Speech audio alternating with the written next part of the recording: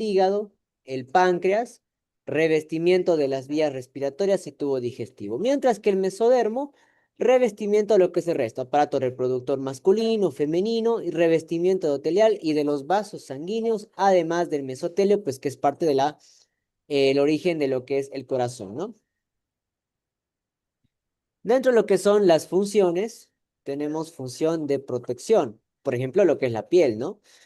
Transporte transcelular, porque pues gracias al epitelio se va a permitir el transporte ya entre un órgano y otro, por ejemplo, en lo que pasa en la córnea, ¿no? En la córnea es un ejemplo. Las células que forman el epitelio corneal permiten el transporte de células desde lo que es el humor acuoso, del humor vítreo, hasta lo que es la córnea, ¿no? Luego tenemos lo que es la parte de la secreción, además forman lo que es secreciones, hormonas y además de enzimas. Funciones de absorción, permeabilidad selectiva, movimiento de materiales entre compartimientos. Y detección y sensación, parte de de lo que es las funciones sensitivas, como el oído, las papilas gustativas y también las funciones de la retina, ¿no? Que es lo que van a recibir la luz, ¿no? Como los fotorreceptores, ¿no? Al epitelio lo vamos a clasificar. De acuerdo a su número de capas, tenemos ahí lo que es el epitelio simple, que es solamente una sola capa. El epitelio estratificado, que son más de una capa. Y de acuerdo a su morfología, podemos tener epitelio plano, cúbico, cilíndrico, pseudoestratificado o de transición, que por ejemplo se ve mucho en la vía urinaria, ¿no? Y aquí tenemos una pequeña fotito donde vamos a ver la clasificación por su forma de todas las células epiteliales. Por ejemplo, epitelio simple va a ser solamente una capa, ¿no? Y son células planas donde los núcleos van a ser centrales y por lo general el epitelio escamoso, ¿sí? Se ve mucho en células por ejemplo, descamativas, ¿no? Cuando un epitelio simple se enrolla y la lámina basal queda por fuera, forma lo que es un conducto y va a dar origen a conductos excretores o va a dar origen, en algunos casos, a una glándula. El epitelio simple, cilíndrico, también en algunos libros lo van a ver como prismático, ¿no? Que es normal, o cúbicas altas, también lo llaman en algunos libros. Acá es el epitelio simple, cilíndrico, que van a estar apoyados siempre en su membrana basal, un único núcleo central. Algunos van a presentar unas microvellosidades en la parte apical o arcilios, dependiendo de dónde se encuentren. Por ejemplo, a nivel del oído, las células cilíndricas forman cilios. A nivel del tubo digestivo, forman lo que son microvellosidades que permiten la absorción de los nutrientes. Ya dentro del grupo de las células más numerosas, tenemos los epitelios estratificados, que igual están apoyados sobre una membrana basal y pueden ser cúbicos, en este caso son cúbicos. Y lo característico del epitelio plano, perdón, del epitelio estratificado, por ejemplo, plano, es que la parte basal es siempre cúbica y a medida que vayamos a la parte más superficial, se van haciendo planas. Esto van a ver mucho, por ejemplo, en la mucosa, van a ver en la piel. La característica de la piel es que las células más basales son cúbicas y las más apicales son ya planas y aquí se encuentra la queratina, ¿no? Tenemos los estratificados cúbicos que, por ejemplo, revisten también ciertas partes de la vía urinaria. Tenemos los epitelios de transición que se encuentran en la vejiga, en la uretra, ¿ya? Entonces, una clasificación entre simples, estratificados planos y estratificados cúbicos, cúbicos altos o de transiciones. Bien, si hablamos de la unión de los epitelios, aquí tenemos un epitelio, por ejemplo, vamos a hacer un ejemplo de epitelios de unión. Un epitelio cúbico, lo importante entre las células epiteliales es que las uniones entre unas y otras pueden ser de diferente característica. Los complejos de unión. Existen uniones que son súper estrechas, ¿ya? Entre una y otra. La característica es que no tienen ninguna matriz extracelular y tienen poco espacio intracelular. Entre una célula y otra no hay ningún espacio, no hay nada, está todo totalmente sellado, súper unidas entre unas y otras. ¿Ya? Entonces no existe matriz y no existe ningún espacio intercelular. Ojo, las uniones también pueden ser entre la célula y la membrana basal. Epitelio escamoso simple. Entonces, es una sola capa de células donde lo vamos a encontrar el epitelio simple, lo vamos a encontrar revistiendo los pulmones, ¿ya? Formando el asa de Henle a nivel de la nefrona, la capa parietal de la cápsula de Bowman, también, entonces, que es una cápsula que engloba al glomérulo renal. También las células de los vasos sanguíneos, ¿no? Las células endoteliales son un tipo también de epitelio escamoso simple o plano simple. También de los vasos linfáticos, ¿no? El mesotelio, parte de la capa cardíaca, las cavidades pleurales, pericárdicas, periodental, etcétera, todos estos están formados de epitelio escamoso simple. El epitelio cúbico simple están formando conductos, por ejemplo, de las glándulas, recubren también el estroma ovárico y los túbulos renales, ¿no? Como el túbulo colector, por ejemplo, y que llega y desemboca a los cálices menores, son cúbicos simples. Dentro de los epitelios cilíndricos simples, ¿ya? Nos vamos a encontrar en, como dije, algunas pueden presentar microvellosidades, por ejemplo, en la parte del oído, a otras pueden presentar cilios, la que es el revestimiento de la capa digestiva, el estómago, la parte del ilion, el yeyuno, el colon, el apéndice inclusive, y parte de la vesícula también, tienen bastantes microvellosidades, ¿no? También van a revestir el útero, especialmente las trompas de falopio, ya todo ese oviducto que también se llama, ya está formado por epitelio cilíndrico, entonces también con sus cilios, ¿no? Los conjuntos deferentes a nivel de lo que es el aparato reproductor masculino, los bronquiolos de pequeño calibre también presentan algunas microbiosidades o algunos cilios.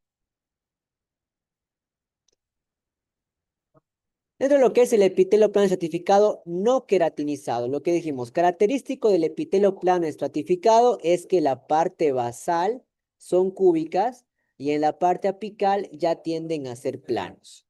Cuando no es queratinizado es mucosa, ¿ya? El queratinizado es piel, eso es un tip, ¿sí? Si es queratinizado es piel, si es no queratinizado es mucosa. Y lo van a encontrar en revistiendo cavidades, ¿no? Entonces, como no son queratinizados, ¿ya? Se encuentran en las partes más húmedas, como por ejemplo las mucosas, ¿no? La mucosa oral, la mucosa orofaringea, el esófago, las paredes de la vagina y las cuerdas vocales verdaderas. ¿En qué se diferencia, aparte de la queratina, entre el epitelio estratificado queratinizado del no queratinizado? Es que las células más apicales, estas planitas de acá arriba, ¿ya? Van a ser nucleadas, tienen núcleo, y aparte de que tienen núcleo, son células vivas, no son en proceso de descamación. En cambio, las queratinizadas son células por lo general muertas, que están en constante de descamación, además que carecen de núcleo, ¿ya? Entonces, el no estratificado, mucosas, en estado húmedo y además son células vivas. El queratinizado son células muertas descamativas. Como por ejemplo acá. Las células entonces, el epitelio estratificado queratinizado, ¿no? Son células superficiales, son células muertas con queratina y revisten especialmente la piel, ¿no? Lo que es la epidermis. El epitelio cúbico estratificado por lo general tiene hasta dos capas de células cúbicas y reviste igual conductos y glándulas, especialmente las glándulas sudoríparas apócrinas forman, su conducto está formado por epitelio cúbico, ya en su mayoría.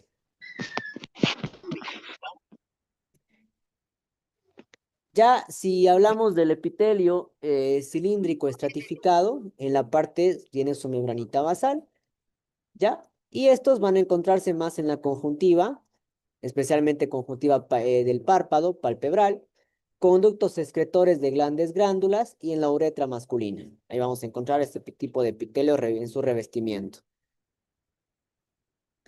El pseudoestratificado tiene una característica interesante, ya que es una sola capa de células, pero la característica es que los núcleos están en diferente posición. Por eso se le dice que es pseudoestratificado. Pareciera que fueran varias capas, pero es solamente una.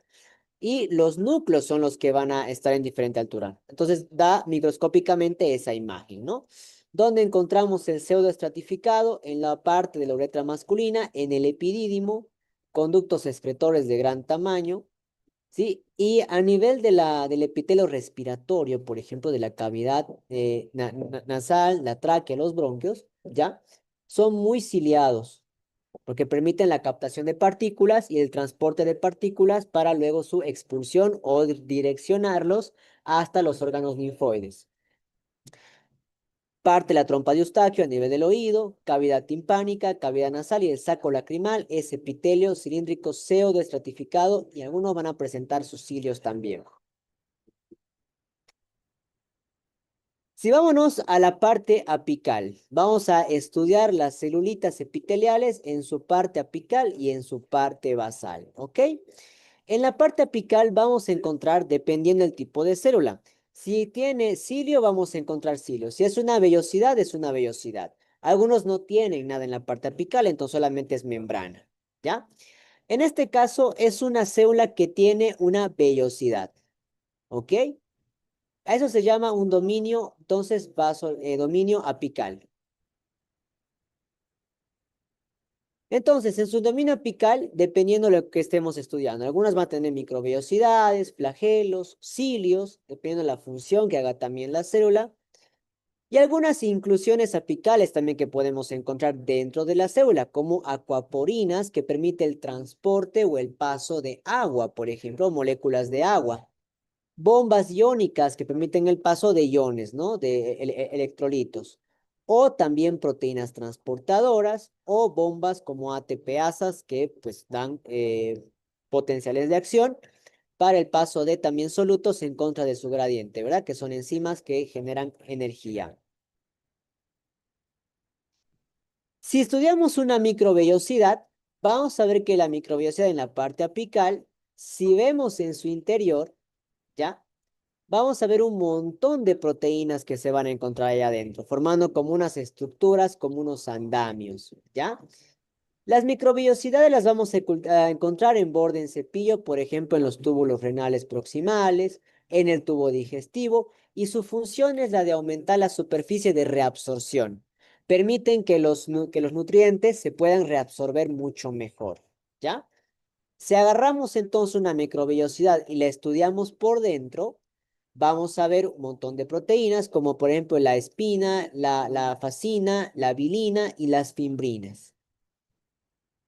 Además de otro grupo de proteínas como los filamentos de actina, que son proteínas, ya conocemos, proteínas contráctiles, ¿ya? Y vamos a ver que la microvellosidad tiene dos extremos. Un extremo positivo en la parte más apical, donde vamos a encontrar grandes cantidades de vilina hasta la parte vasolateral, ya uniendo hacia la célula está el extremo negativo. Este extremo negativo va a fijar la microvellosidad a la célula mediante lo que es una red terminal de proteínas. ¿Sí? Estas proteínas están formadas, o esta red terminal está formada por actina y espectrina, dos tipos de proteínas. Además, reforzando esta red terminal y la unión de la microvellosidad, tenemos la miosina 2 y la tropomiosina. Entonces son un grupo de proteínas pues, que están ahí permitiendo la forma, dando la forma a la microvellosidad y permitiendo la unión a su zona de la célula, no a la zona vasolateral, perdón, a la zona basal apical. Además, vamos a encontrar unos bracitos. Si ven acá, voy a acercar un poquito más. Encontramos unos pequeños bracitos que permiten la unión a esta red de proteínas de espina, fascina, vilina y fimbrina, que son brazos laterales de miosina y de calmodulina. Estos bracitos de aquí le van a dar el soporte y la forma o la estructura a la microvellosidad. ¿Qué más podemos encontrar en la parte apical de las células? Vamos a encontrar glucocáliz, ¿ya? El glucocáliz, que es una sustancia amorfa que está formado por restos de hidratos de carbono. Esto glucocáliz es un complejo de moléculas que le van a dar protección a la célula, ¿ya? Protegen a la célula de antígenos, sustancias, ¿no? nocivas y además le dan una función de opsonización, que es también conocido como reconocimiento celular, ¿sí? O sea, prácticamente es como el carnet de identidad, el antígeno de la propia célula, ¿ok? Entonces ahí ya ven, también encontramos cadenas de glucocáliz que son hidratos de carbono. Entonces, volvemos a las microvellosidades. Una microvellosidad hemos dicho que está formada por un grupo de proteínas. Entre ellas tenemos actina, las fimbrinas y demás, ¿no? Las microvellosidades propias, por ejemplo, las que se encuentran en el oído, lo que estaba hablando, ¿ya?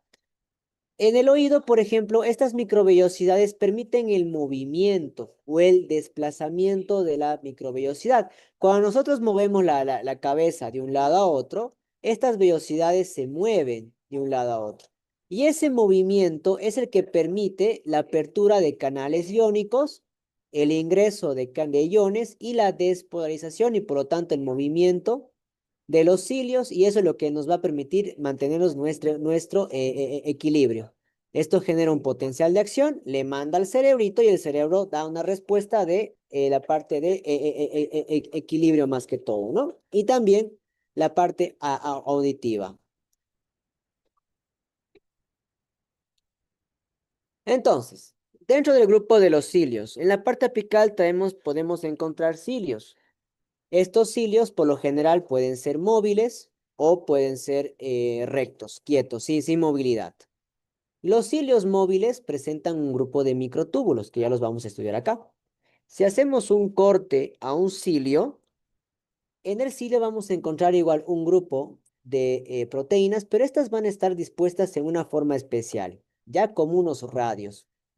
La parte central de los cilios que van a formar todo este conjunto de microtúbulos, los vamos a llamar axonemas. Los axonemas en la parte central de los cilios presentan dos cingletes, ¿sí? Dos cingletes que son un par, ¿no? Estos se llaman túbulos centrales. En la parte periférica, rodeando a los dos cingletes, vamos a encontrar 9 dobletes también de microtúbulos. Estos túbulos tenemos dos, un túbulo A y un túbulo B. ¿Sí? Cada uno de estos dos túbulos, que son dobletes que se encuentran en la periferia, van a estar unidos unos con otros mediante una proteína que es la nexina. La nexina une dos dobletes en la parte periférica. Luego, estos dobletes van a estar en contacto con los dos cingletes en la parte central mediante estas espinas radiales. Son como unos radios de una bicicleta, ¿no? De una rueda. Se unen en la parte central. Si nos vamos más cerquita a estos dobletes en la parte periférica, vamos a ver que dentro de estos microtúbulos vamos a encontrar un grupo de protofilamentos. ¿Sí? Estos protofilamentos van a presentar subunidades. La subunidad alfa, por ejemplo, que es el túbulo A, este túbulo A, el túbulo A va a presentar 13 protofilamentos, mientras que el beta va a presentar 10 protofilamentos, es decir, el túbulo que voy a ir, el túbulo B va a presentar hasta 10 protofilamentos, ¿sí? En cambio, los singletes en la parte acá central va a presentar en total 13 protofilamentos. Entonces, el A, 13 protofilamentos. El B, 10 protofilamentos. Y el singlete en la parte media, 13 protofilamentos. Bien, si vemos también estos singletes, perdón, en la parte periférica, los dobletes, perdón, los dobletes, presentan como unos bracitos. Estos bracitos son igual proteínas, que se llaman brazos de dineína. Ahí están los bracitos. Tiene brazos externos que miran hacia afuera del cilio y unos brazos internos. Estos bracitos son los que van a dar esa característica de movilidad al cilio cuando tenga que moverse, ¿sí? Porque dentro de estos bracitos, para que se puedan permitir el movimiento del cilio, Estos bracitos tienen que tener un potencial de acción, o sea, algo que les permita generar energía y poder realizar su desplazamiento, su movimiento. Entonces aquí adentro vamos a encontrar ATPasa. ATPasa que cuando se hidroliza genera ATP, ¿no? Adenosintrifosfato, y esta hidrólisis va a ser el que va a permitir el movimiento del cilio, ¿sí? Entonces, cuando se produce la hidrólisis ATP, ATPasa y ATP, se produce una flexión, se mueve el cilio. ¿Quién se mueve? Todos el doblete de túbulos junto con su nexina. Hola, ¿Sí? pago de seguridad. ¿Sí? Es así de que permite entonces Ya su me conecté. movimiento total del cilio, ¿no? ¿Ya?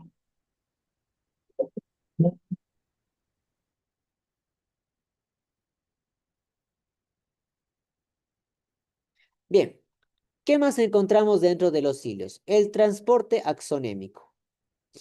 Vamos a ir a ver acá. Dentro de lo que son los cilios, permite el transporte de proteínas. Las proteínas pueden ir desde la base de la zona basal, desde la célula hacia la parte apical. Cuando las proteínas se transportan en esta dirección, se denomina transporte, entonces, axonémico. Cuando el transporte es de un lado hacia otro, se denomina transporte interflagelar. Por ejemplo, la proteína cinesina 2, ¿ya? Es una proteína que se transporta de la parte basal hasta la parte más apical. Mientras que la proteína dineína es una proteína que va en sentido contrario, desde la parte más apical hasta la parte más basal. Luego tenemos lo que son los cilios secundarios. Estos cilios secundarios, a diferencia de los cilios que habíamos visto, no son móviles, no se mueven por lo general. Si ven, su característica es muy diferente. Estos apenas presentan, no sé si puedo irme acá, solamente presentan 9 dobletes en la parte periférica, no presentan singletes en la parte media. Y estos, a diferencia de los cilios que ya hemos visto, los secundarios, ¿ya?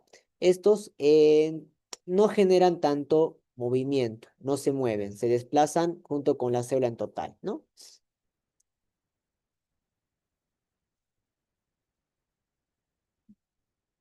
En la zona basal, de acá, zona basolateral,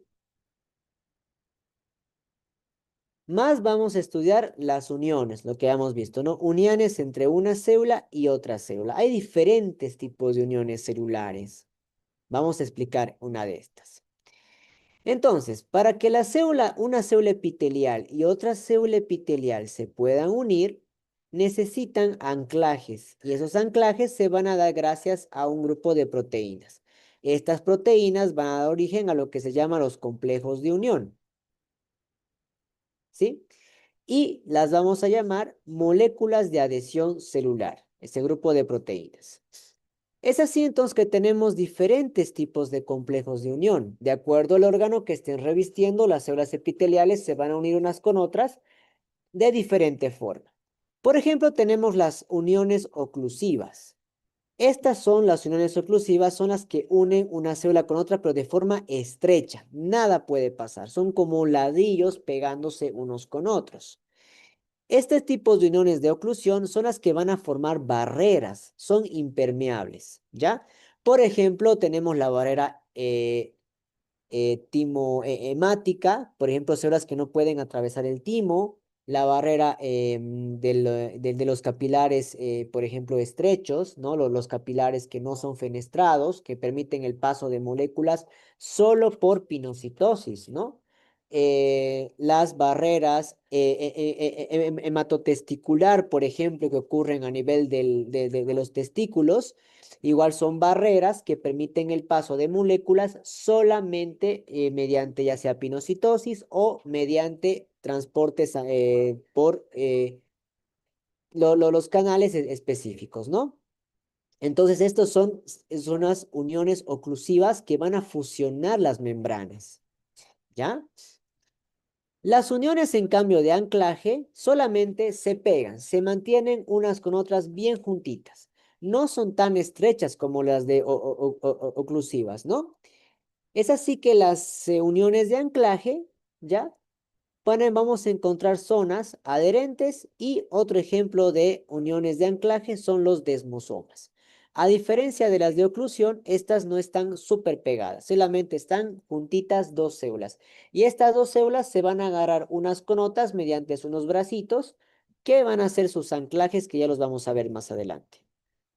Y tenemos después las uniones comunicantes, que son aquellas uniones que si bien entre una célula y otra célula están juntitas ambas, pero no están súper estrechas, sino que existe un espacio o un medio en el cual se van a comunicar. ¿Se acuerdan cuando hablamos de los discos intercalares en el músculo del corazón cardíaco? Ese es un ejemplo de unión comunicante. Las células están juntitas, pero no están pegadas unas con otras, no están ni ocluidas ni ancladas, solamente están juntitas y hay un espacio o un medio por el cual se van a comunicar, ya sea como unos canales o espacios que permiten el transporte de ciertas moléculas. Hablemos entonces primero de estas uniones oclusivas. ¿Cómo están formadas estas células? Que forman barreras sumamente estrechas y muy selectivas en el transporte de moléculas, ¿no? Primero, para que un tejido tenga uniones totalmente adheridas, ¿no? O las oclusivas, tenemos que tener varias células, ¿no?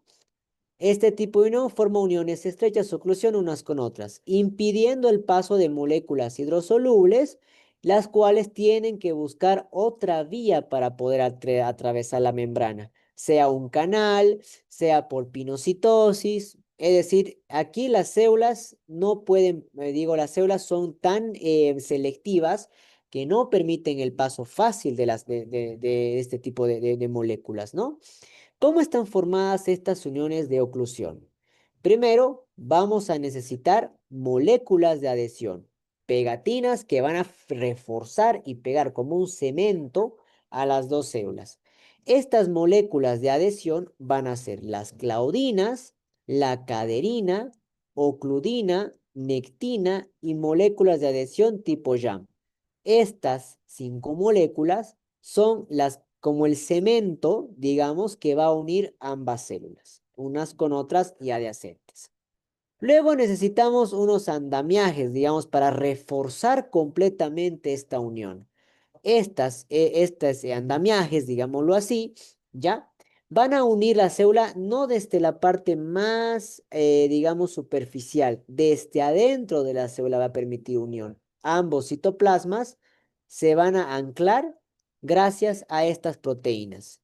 La afadina, ¿no?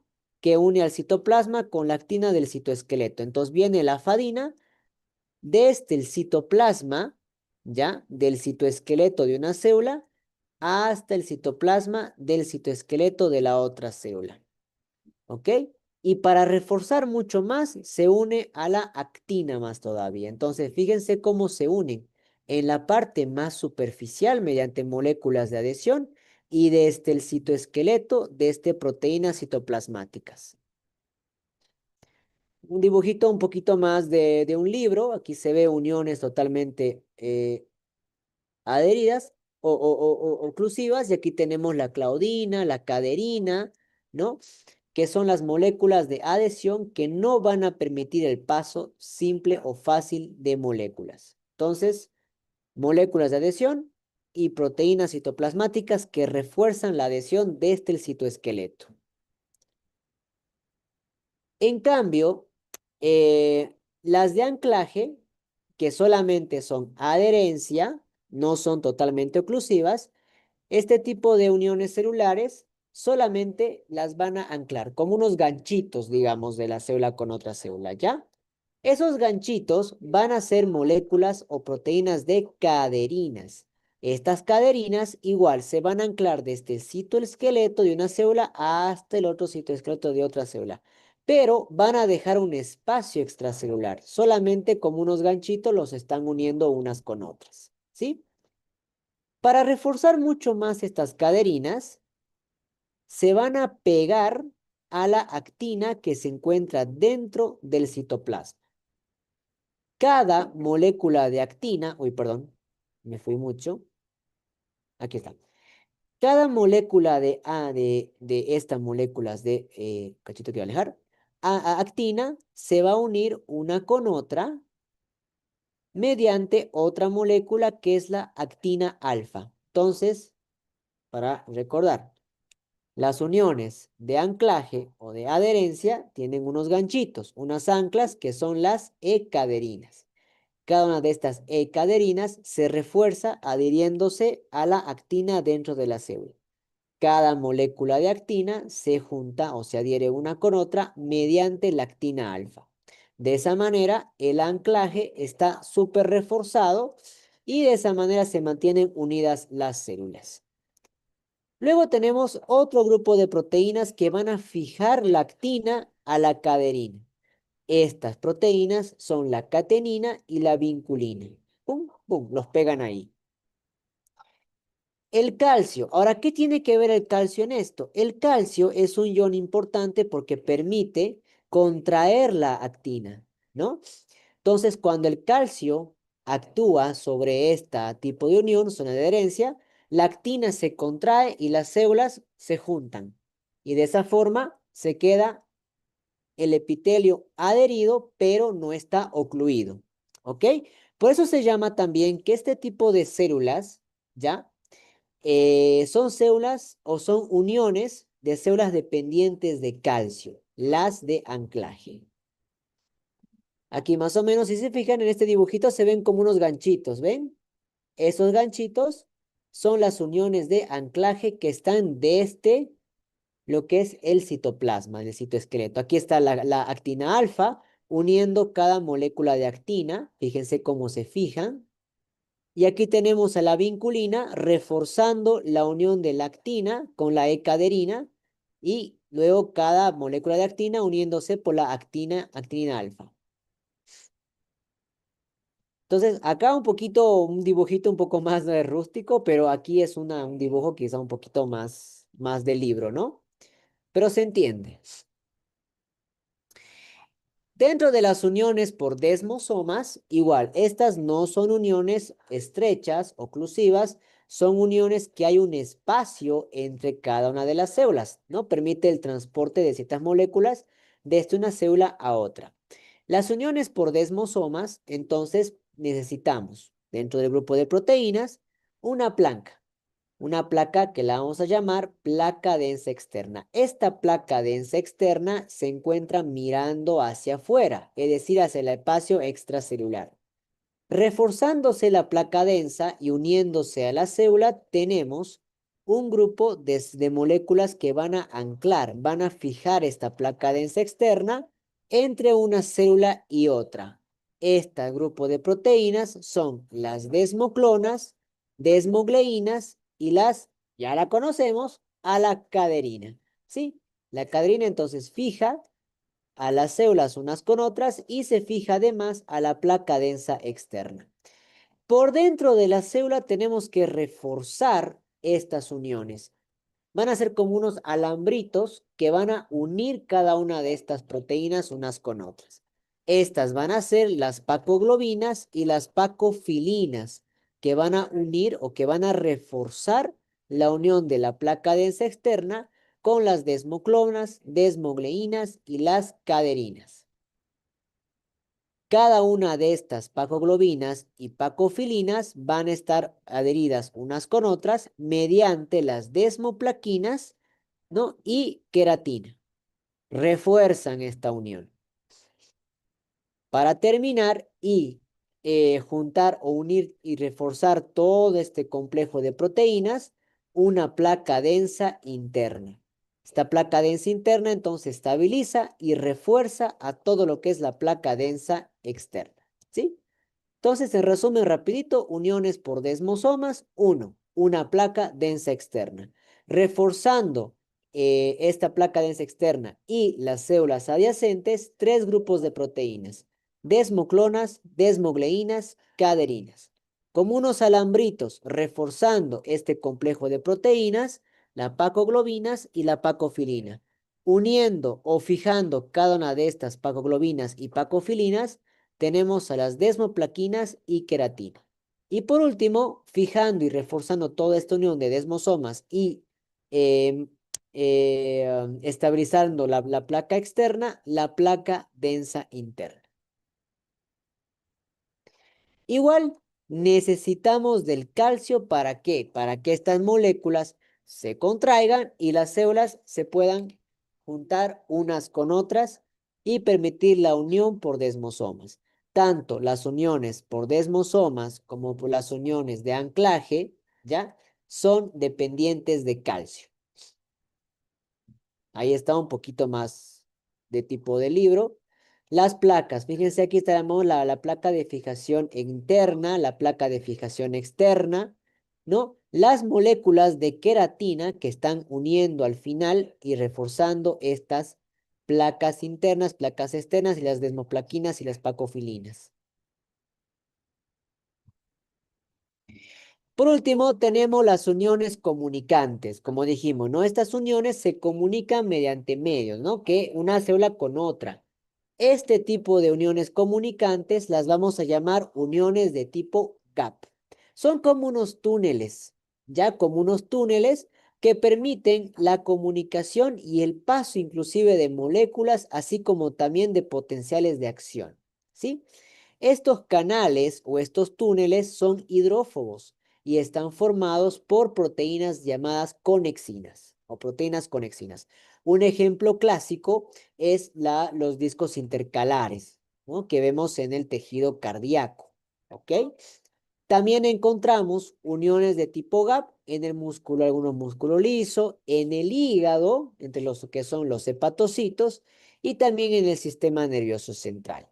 Por estos canales va a permitir el paso de iones, aminoácidos, vitaminas, adenosín-monofosfato cíclico, también algunas hormonas y todo lo que son moléculas menores a 490 Daltons. Entonces pueden comunicarse una célula con otra y están bastante separadas unas de otras. ¿Ok? Entonces, estos tipos de uniones gap que van a ser de carácter hidrófobo van a estar formados entonces por conexinas. Estas conexinas pueden ser homotípicas o heterotípicas. Las homotípicas son conexinas que están uniendo dos células idénticas, ambas idénticas. Mientras que las heteroméricas cuando unen una célula de una especie, de un tipo, y otra célula diferente de otro tipo de tejido. Por ejemplo, a nivel de un ejemplo, se podría decir uniones de células de transición, como por ejemplo el epitelio cervical con el epitelio del canal del útero, ¿no? Del endometrio del útero o del canal de la vagina, en los fornixes vaginales. Son epitelios diferentes, ¿ya? Pero que están unidos unos con otros por heteroméricas, ¿no? Por conexiones heteroméricas diferentes. En cambio, las que son células iguales del mismo tejido son uniones gap homotípicas. Los canales se abren y se cierran. No es que todo el tiempo están abiertos estos canales. Se pueden abrir y se pueden cerrar. Pero esto va a depender de dos cosas importantes. Va a depender del calcio y del pH que tengamos. Por ejemplo, el calcio, ¿ya? Cuando bajan los niveles de calcio, el conector se abre. Cuando el pH sube, en un ambiente ácido, por ejemplo, el canal entonces llega a abrirse. Entonces, cuando el calcio sube y el pH baja, se cierra. Cuando el calcio baja y el pH sube en un ambiente ácido, el canal se abre. Ahí está, fíjense los canales, uniones gap mediante los canales abierto o se puede encontrar cerrado. Todos estos se encuentran uniones unos con otros. El paso de moléculas, ya sea moléculas hidrófobas, eh, por ese tipo de canalitos, ¿no? Luego tenemos las uniones a la membrana, ¿sí? La célula igual tiene que pegarse a su membrana basal, ¿ya? Este tipo de uniones está dado primero por unas prolongaciones de membrana de la célula epitelial. A estas las vamos a llamar las invaginaciones. Estas invaginaciones van a presentar un grupo de canales. Recuerden que hemos dicho que las células epiteliales permiten la comunicación y el paso de ciertas moléculas. En la parte basal también vamos a encontrar grupos de canales que permiten el paso de ciertos iones, ¿ya? De un tejido a otro. Puede ser del tejido conectivo que se encuentra aquí abajo hacia lo que es la célula. Por eso es que no es nada raro que encontremos también canales en la parte basal, ¿ya? ¿Qué más vamos a encontrar? Mitocondrias. ¿Por qué las mitocondrias se encuentran en la parte basal? Porque si tenemos canales iónicos, va a permitir el paso muchas veces de moléculas en contra de su gradiente de concentración. Y ustedes saben que el paso de moléculas, por ósmosis, ¿no? eh, que todas las moléculas que van en contra del gradiente de concentración de menor a mayor concentración, ¿no? O van a necesitar energía. Entonces, por eso tenemos que tener acá mitocondrias. Las mitocondrias nos van a generar esa energía que va a permitir la apertura de canales y que los solutos vayan e ingresen a la célula en contra del gradiente de su concentración, ¿no? Que es paso, por ejemplo, mucho como el sodio, el calcio, el potasio, ¿no? Transportes activos que se generan a ese nivel.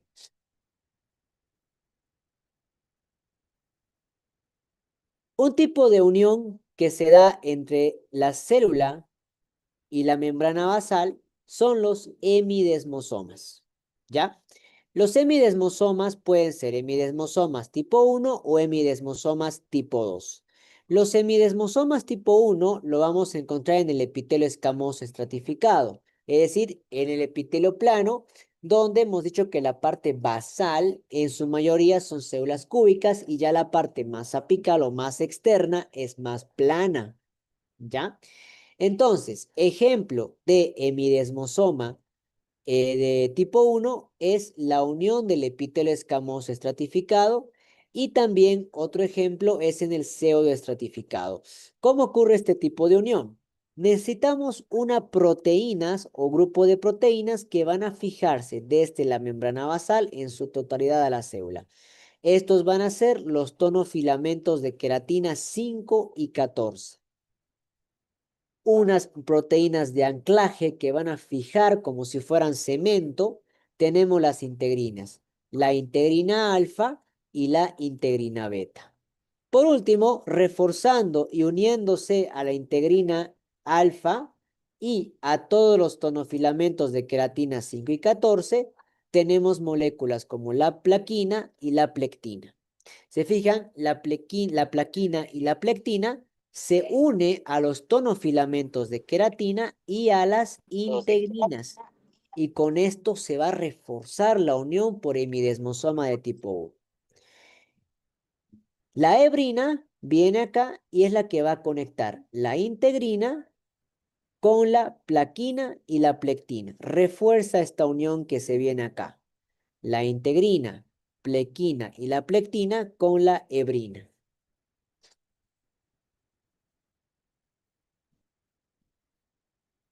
Entonces, ahí tenemos integrina alfa, integrina beta, uniéndose a la integrina alfa, la plectina y reforzando los tonofilamentos de queratina. Si nos vamos más adentro aquí a la parte de la membrana basal, vamos a ver que la integrina alfa está reforzándose o está uniéndose a la membrana basal mediante un grupo de proteína que se llama la BP1-180. Esta BP1-180 une a la plectina, a la subunidad alfa, ¿ya? Y directamente con la membrana basal. Y acá, a la membranita basal, ¿ya? Va a fijarse a un grupo de fibras de colágeno, ya yéndonos al tejido conectivo, al colágeno tipo 4 y a la laminina. Recuerden que la laminina es una proteína característica que se encuentra en la membrana basal, especialmente en su parte interna, ¿ya? Entonces, repasando, la integrina alfa está fijada a la membrana basal gracias a la BP1-180. Y además, esta BP1 180 fija a la integrina alfa, a las fibras de colágeno tipo 4 y a la laminina, parte de la membrana basal. Los semidesmosomas tipo 2 ya se encuentran más que todo en los epitelios del intestino grueso y están formadas igual, muy similar por integrinas alfas y betas, ya, donde sus fracciones intracitoplasmáticas se unen igual a la plectina y a la queratina 8 y 18. Es decir, es igual, similar, la misma. La diferencia es que los tonofilamentos son de queratina 8 y 18. En la de tipo 1 es de 5 y 14. ¿Ok? Después sigue siendo la misma. Ya yéndonos a la parte de las glándulas, ya es lo último, las glándulas las dividimos en dos. Tenemos glándulas exócrinas y las glándulas endócrinas, ¿no?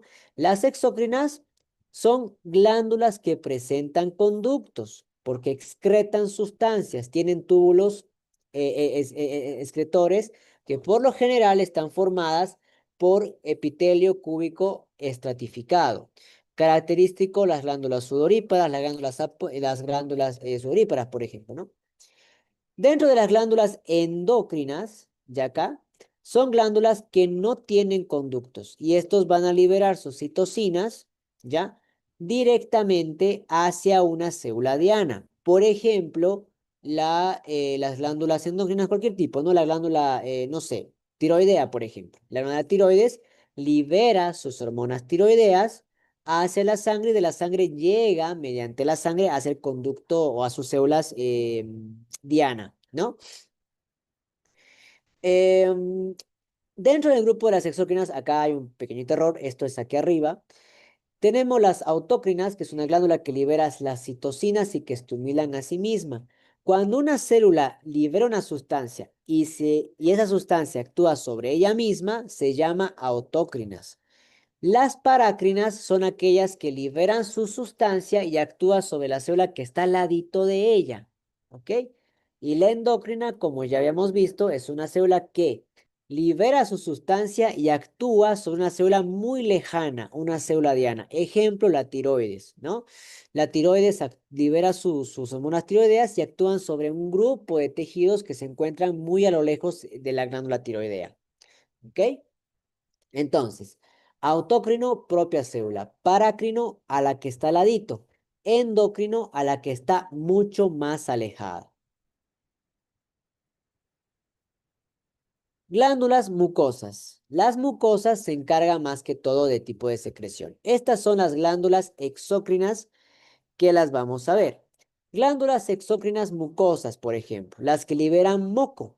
Ahí tenemos las células caliciformes, las glándulas salivares menores, como las glándulas de Everden, por ejemplo, que se encuentran en el paladar duro y paladar blando. Las glándulas cerosas son aquellos que liberan una sustancia oleosa, ya como aceitito. Ahí tenemos el páncreas exócrino, ¿no? Como las enzimas características del páncreas y el líquido pancreático. Glándulas mixtas que liberan mucosa y serosa, son también llamadas seromucosas, como las glándulas sublinguales o submandibulares que liberan saliva, tanto de característica serosa y mucosa. Ya, por ejemplo, en la parte digestiva inicial de la boca, tenemos las glándulas sublinguales submandibulares que tienen enzimas tanto de característico mucoso y seroso. De acuerdo a su mecanismo de secreción, las glándulas pueden ser merócrinas, es decir, que van a liberar su sustancia por exocitosis. Forman como unas vesículas. Estas vesículas se adhieren a la membrana y la membrana las libera por un proceso de exocitosis. Un ejemplo, los macrófagos, por ejemplo. Los macrófagos, ¿qué es lo que hacen? Todas sus gránulos que se encuentran en su interior las libera por exocitosis para producir la de la degranulación y así hacer su respuesta inmunológica, ¿no? Apócrinos son aquellos que liberan su sustancia junto con su citoplasma, es decir, la célula sacrifica parte de su citoplasma para liberar su compuesto. Holócrino, la célula se sacrifica por completo. La célula tiene que morir y la muerte de la célula es el que se va a convertir en su producto de secreción. Como ocurre, por ejemplo, en la queratinización. Las células que forman la queratina son células que mueren, se quedan muertas y dejan dentro sus gránulos llenos de queratina. Y ahora esta célula, que antes era una célula viva, es una célula muerta llena de queratina, formando la queratina en el epitelio estratificado queratinizado.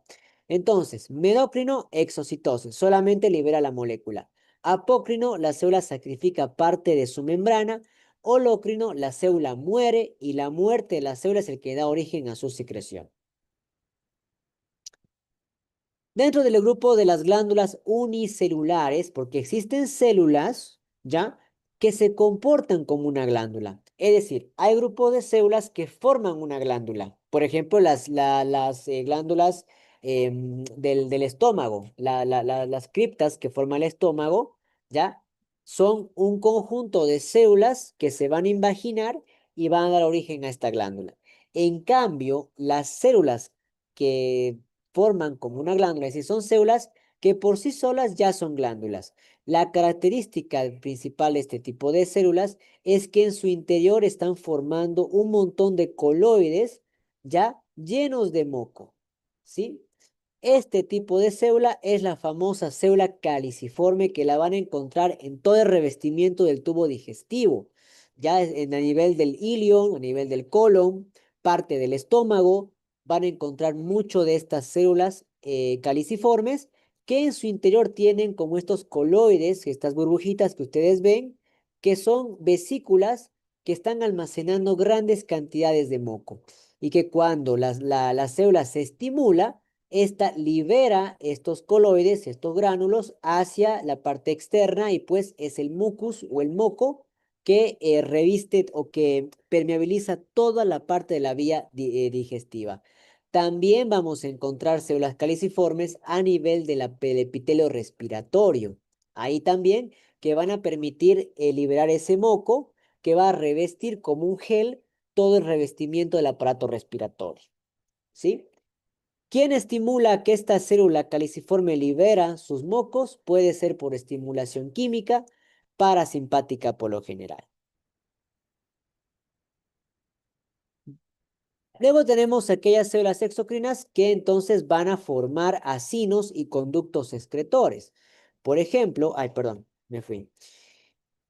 Las células exócrinas que forman conductos tienen dos componentes principales: el acino y el conducto, ¿ya? El acino está formado por general por epitelios cúbicos estratificados, concéntricos que se van a rodear así unos con otros y van a formar un espacio. En este espacio, ¿ya? Es por donde van a liberar su secreción inicial.